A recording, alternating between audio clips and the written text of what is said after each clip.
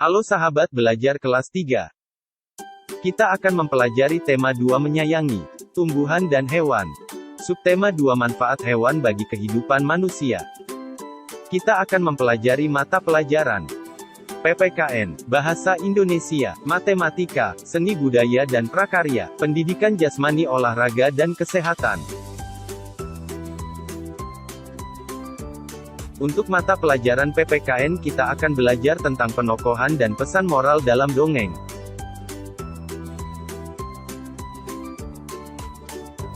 Pokok pembahasan penokohan dalam dongeng.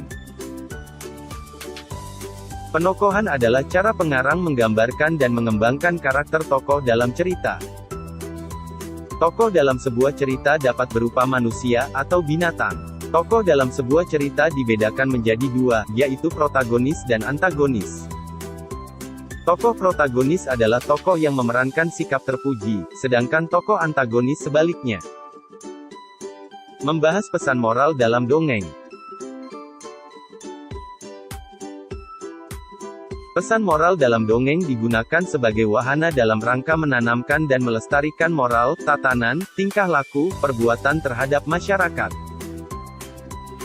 Dongeng senantiasa menawarkan pesan moral yang berhubungan dengan sifat luhur kemanusiaan, memperjuangkan hak dan martabat manusia. Contohnya adalah bersikap baik kepada sesama.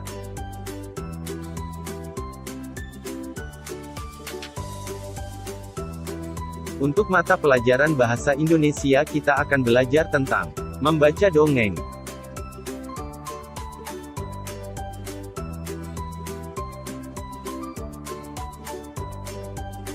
Membaca merupakan kemampuan yang diperoleh secara perlahan-lahan dan dibiasakan untuk melakukannya sejak dini. Membaca dongeng merupakan kegiatan yang menyenangkan, karena membacanya perlu memperhatikan intonasi, lafal, dan mimik wajah.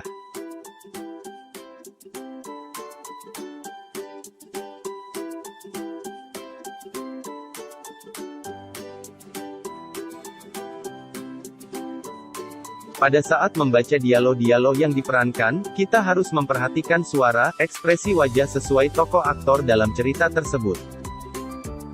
Penghayatan dialog dilakukan agar membuat dongeng tampak hidup, misalnya dengan bersuara berat ketika membawakan dialog dari kerbau.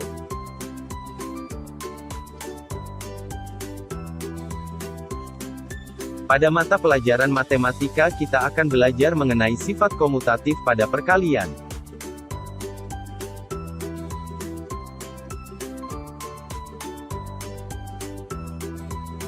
Sifat komutatif juga dapat digunakan untuk menyelesaikan operasi hitung dalam bentuk perkalian. Perhatikan contoh berikut.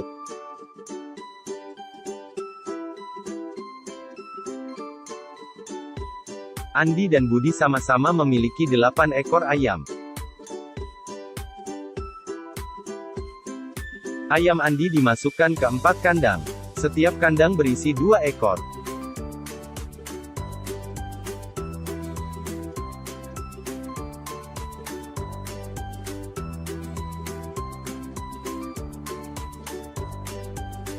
Ayam Budi dimasukkan ke 2 kandang. Setiap kandang berisi 4 ekor.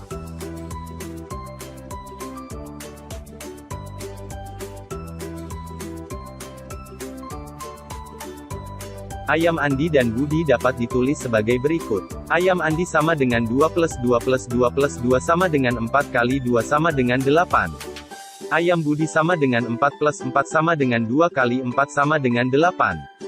Jadi, 4 kali 2 sama dengan 2 kali 4. Secara umum, sifat komutatif pada perkalian dapat ditulis A kali B sama dengan B kali A. Dengan A dan B, sembarang bilangan bulat.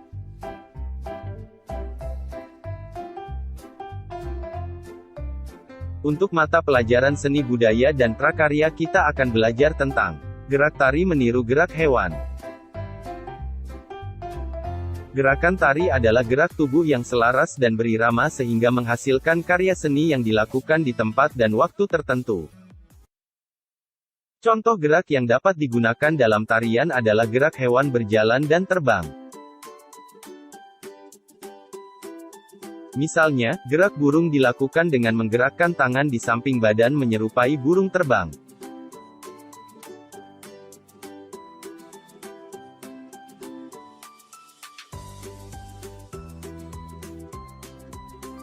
Pada mata pelajaran pendidikan jasmani, olahraga, dan kesehatan, kita akan belajar mengenai gerak non-lokomotor memutar tangan dan pinggang.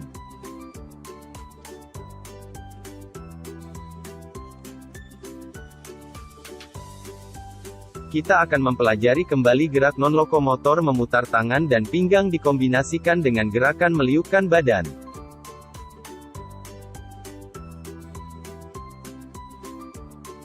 Sikap dasar gerakan memutar adalah berdiri tegak. Kedua kaki dibuka selebar bahu. Luruskan kedua tangan ke atas. Lalu putar tangan dan pinggang secara perlahan, mulai dari kiri terus ke depan. Lalu ke kanan dan ke belakang. Pandangan mata mengarah ke depan. Gerakan memutar dapat dikombinasikan dengan gerakan meliukkan badan.